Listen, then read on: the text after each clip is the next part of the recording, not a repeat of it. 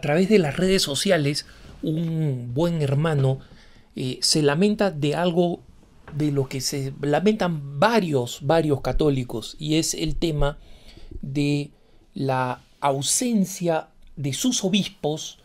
No menciono el país porque no viene al caso, pero la ausencia de sus obispos en las batallas culturales y cómo los laicos y hasta los evangélicos han tenido más liderazgo en la lucha para defender el derecho a la vida, el derecho al matrimonio como la unión entre un hombre y una mujer, el derecho a la familia, la lucha contra la ideología de género, y cómo en todos estos ámbitos cruciales para la supervivencia de una sociedad que respeta los valores fundamentales de la vida de la Iglesia, cómo los obispos no están presentes, ¿no?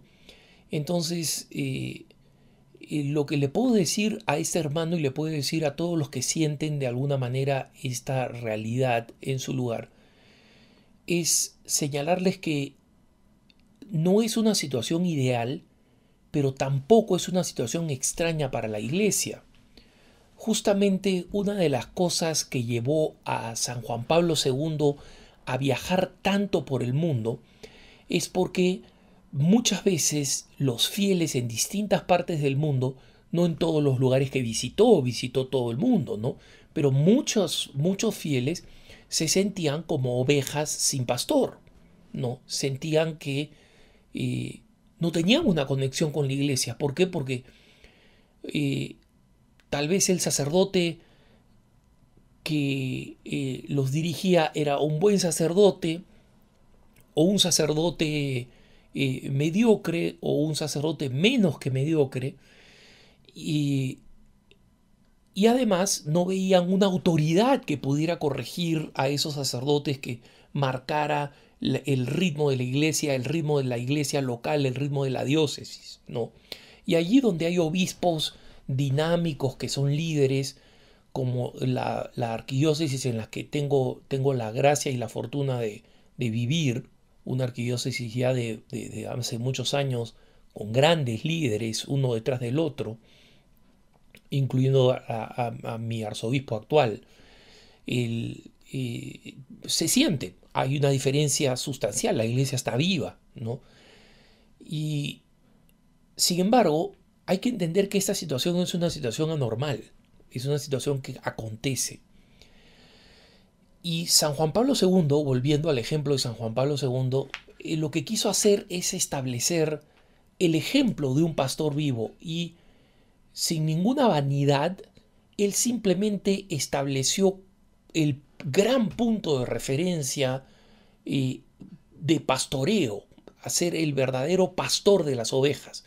Y al viajar a todos estos rincones del mundo, él estableció este contacto personal que hacía que la gente, que los católicos, que los fieles se sintieran personalmente vinculados al Papa, allí donde no había un obispo activo, un obispo dinámico, un obispo enérgico, un obispo pastoral, que ellos se sintieran en contacto con la iglesia directamente con el Papa. Y luego, obviamente, siguió el nombramiento de obispos en muchos sitios, que les puedo decir, como alguien que siguió de cerca ese pontificado y los distintos pontificados, ciertamente produjo cambios importantes en varias partes del mundo, ¿no? Entonces, es importante entender, sin embargo, que la acción de los obispos muchas veces depende de la acción de los fieles laicos. Es decir, así como el obispo es el líder por naturaleza del pueblo de Dios, dentro del pueblo de Dios no solamente hay ovejas, existen también los perros ovejeros, aquellos que ayudan al pastor, que despiertan al pastor, que cuando la oveja está en riesgo, de alguna manera le jalan el borde del manto y lo hacen despertar y lo hacen actuar.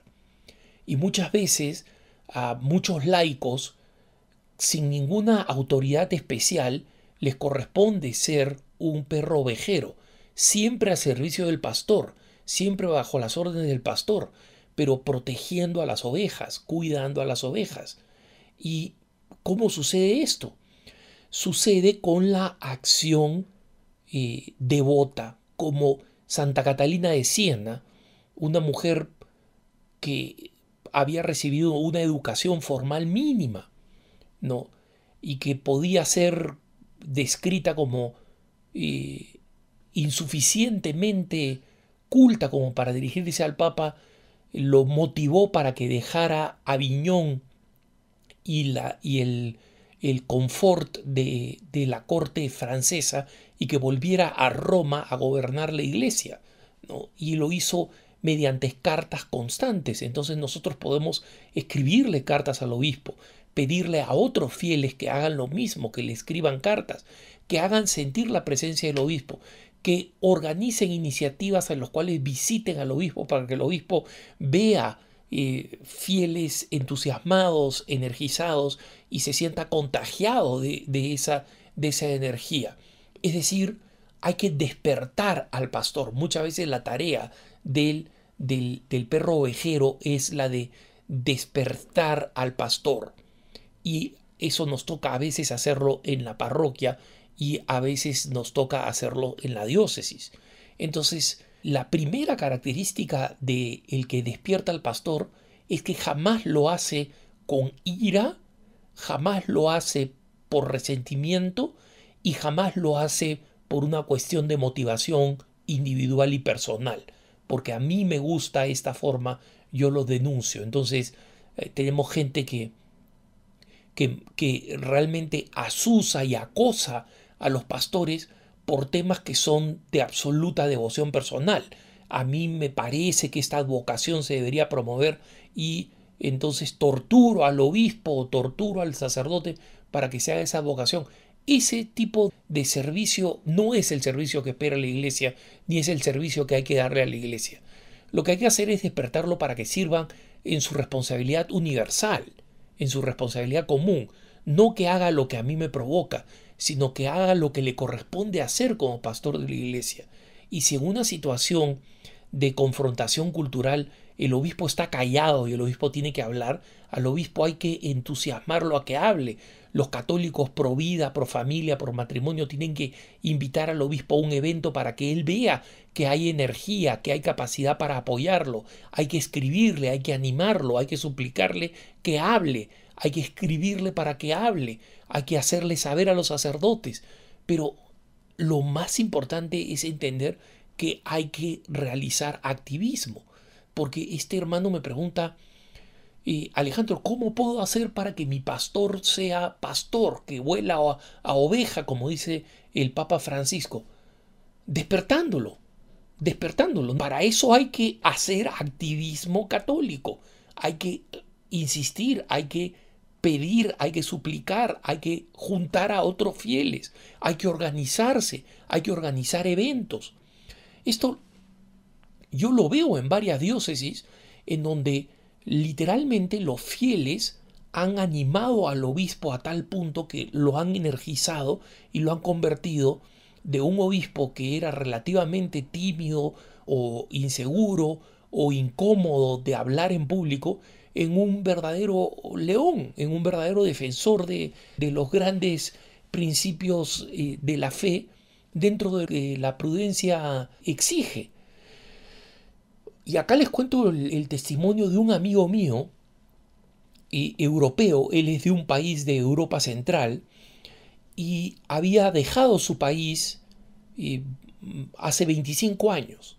Es decir, cuando el Papa era San Juan Pablo II. Y él recuerda la visita, 2 visitas a su país que hizo San Juan Pablo II, y él dice que ahora que regresó a su país y regresó a su antigua parroquia y a su antigua diócesis, se quedó sorprendido de ver la vitalidad de la diócesis comparado a lo que él había dejado, una diócesis moribunda. Recordemos que estamos hablando del centro de Europa, donde los signos de mortalidad de la iglesia son tremendos, ¿no? Pero a él le ha tocado regresar a una diócesis viva, a una diócesis activa.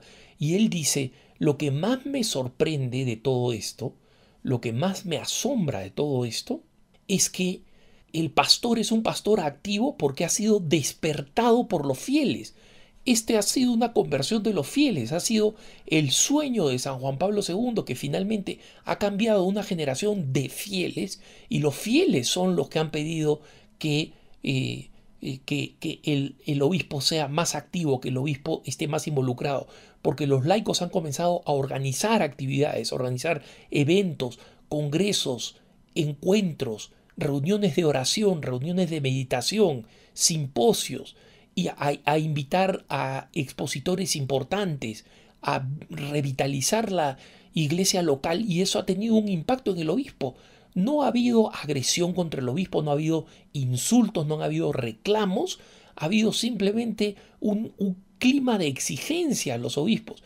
Y entonces estos laicos que han criado a sus hijos en la fe, de donde han comenzado a surgir vocaciones, forzaron al obispo a reabrir el seminario que había cerrado, forzaron al obispo a ser un obispo cercano a los laicos, cambiaron el perfil del obispo.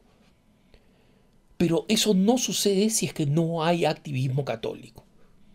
Quejarse y llorar, o ser maleducado y maltratar al pastor, ya sea el párroco, ya sea el obispo, no sirve para nada. No es caritativo y solamente va a pesar en nuestra contra el día del juicio. Pero ser un pastor, ser un perro ovejero celoso que despierta a su pastor, porque sirve al pastor, porque sirve al pastoreo de la iglesia, porque sirve al pastor universal, eso es una tarea que el católico no solamente puede hacer, que el laico no solamente puede hacer, que los laicos no solamente pueden hacer, sino que deben hacer. Es su responsabilidad, es parte de la militancia a la que se comprometieron el día que recibieron la confirmación. Entonces es posible hacerlo. Lo he hecho, lo he visto hacer, he visto que funciona exitosamente. Es cuestión de que los laicos realmente asuman la adultez que les corresponde como corresponsables de la vida de la iglesia y hagan todo lo que puedan para que la iglesia esté viva y sea dirigida por buenos y celosos pastores. Que tengas un buen día.